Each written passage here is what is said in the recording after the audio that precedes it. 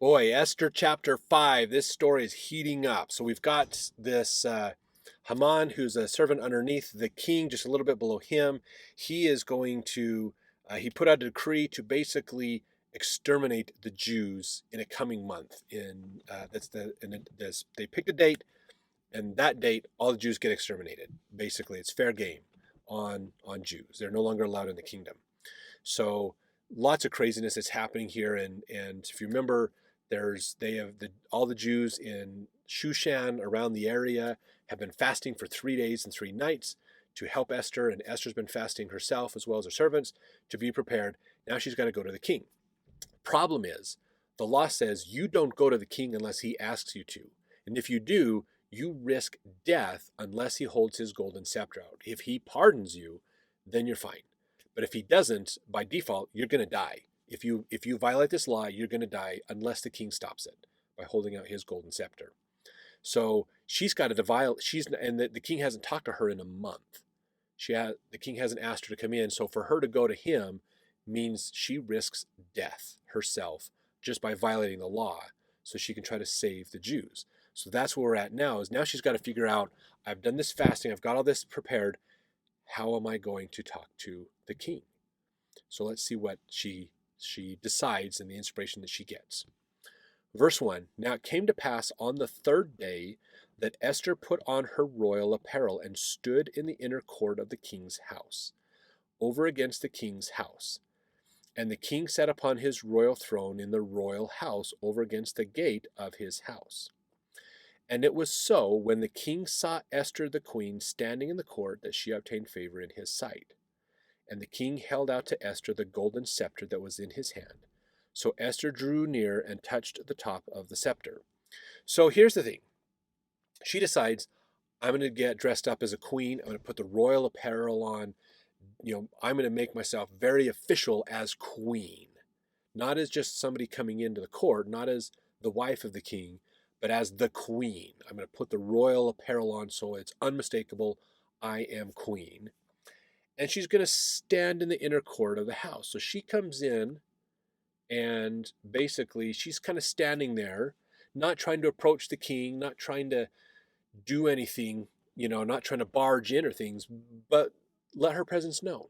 And he's like, oh, yeah, this is my queen. I haven't seen her in a while. Oh, okay, yeah. She's dressed up to be the queen. She is, her nonverbal is, I am the queen. And he's going, yeah, okay, I'll hold out the golden scepter. Come on in. Come on. So this is kind of a nonverbal to an extent conversation here. Yes, queen, how are you? Come on in here. Let me hold the scepter. She comes up. She touches it.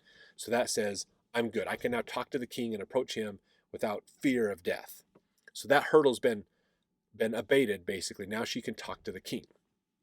Verse 3, Then said the king unto her, What wilt thou, Queen Esther? What is thy request? It shall even be given thee to the half of the kingdom. So he's in pretty good mood. Hey, queen, what is it you want? I'm willing to give anything you want, up to even half the kingdom can be yours. Verse 4, and I'm sure that idea of, we hear that sometimes in scriptures, even up to half the kingdom. I think it's not literal. It's more of a figurative, like, what do you want? Basically, I'm willing to give you everything but my kingdom to an extent. I'll break my kingdom in half and you can have some, but I think it's more of a like a metaphor or a saying they say to just say, I'm willing to give you almost anything, basically. Verse 4, Then Esther answered, If it seem good unto the king, let the king and Haman come this day unto the banquet that I have prepared for him. Oh, this is the subtleness. This is good. She's saying, hey, honey, I've made a banquet for you. And I think it would be great if you invited Haman to come to the banquet as well that I'm putting on for you. Verse 5, Then the king said, Cause Haman to make haste, that he may do as Esther has said. So the king and Haman came to the banquet that Esther had prepared. What's the fastest way to a man's heart? Through his stomach. She is doing an awesome job. I hesitate to say, I don't want to say she is using her feminine wiles, but the thing is that she, and this is an important thing that I think women really understand, is subtlety. How to be subtle about what you're doing. The whole idea of, you can attract more flies with honey than you can with vinegar. So rather than force her opinion onto the king and get mad and cause contention, she's avoiding the contention.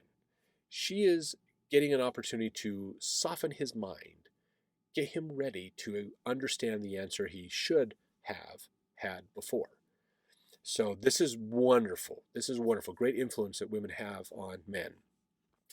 Honestly, it's for the betterment, for the most part, for men, really. Verse 6, And the king said unto Esther at the banquet of wine, What is thy petition? And it shall be granted thee, and what is thy request? Even to half the kingdom it shall be performed. Then answered Esther and said, My petition and my request is... So again, she has prepared his mind, softened him up to understand what it is she wants to get across to him. Not forced her will on him, but preparing him to understand the thing he should have understood before. Verse 8, If I have found favor in the sight of the king, and if it please the king to grant my petition and to perform my request, let the king and Haman come to the banquet that I shall prepare for them, and I will do tomorrow as the king has said.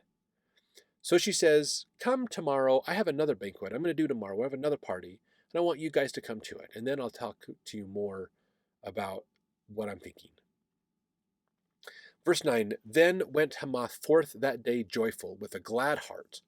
But when Hamath saw Mordecai in the king's gate, that he stood not up, nor moved for him, for he was full of indignation against Mordecai. So Haman's happy. He's like, woohoo, the queen is entreating me. This is awesome. I get to hang out with the queen and the king. This is great. I'm excited. As he's leaving after the party, he sees Mordecai, and he realizes Mordecai will not worship me. He won't stroke my ego. I hate him. And so I'm not going to move for him. I'm not going to get out of my way for him. I'm not going to do any favors for this guy. I'm mad at him. He was so mad.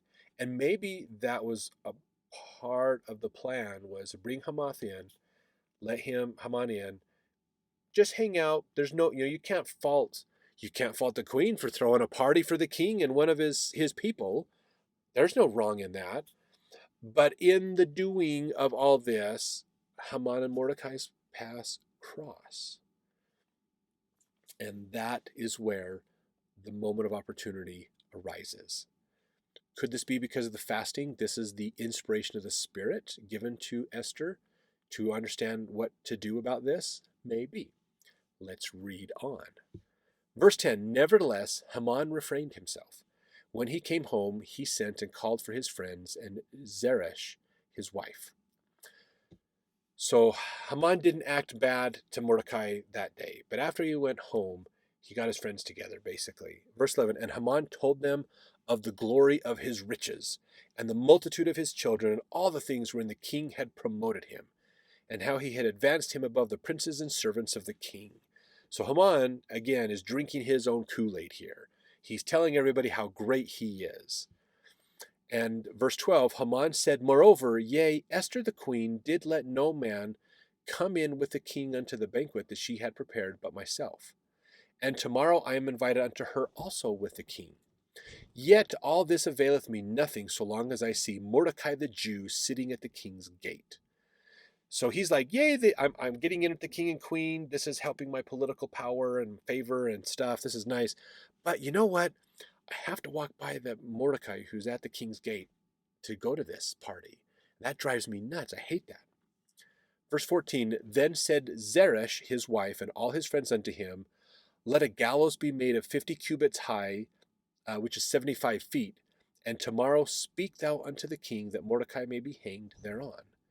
Then go thou in merrily with the king unto the banquet. And the thing pleased Haman, and he caused the gallows to be made.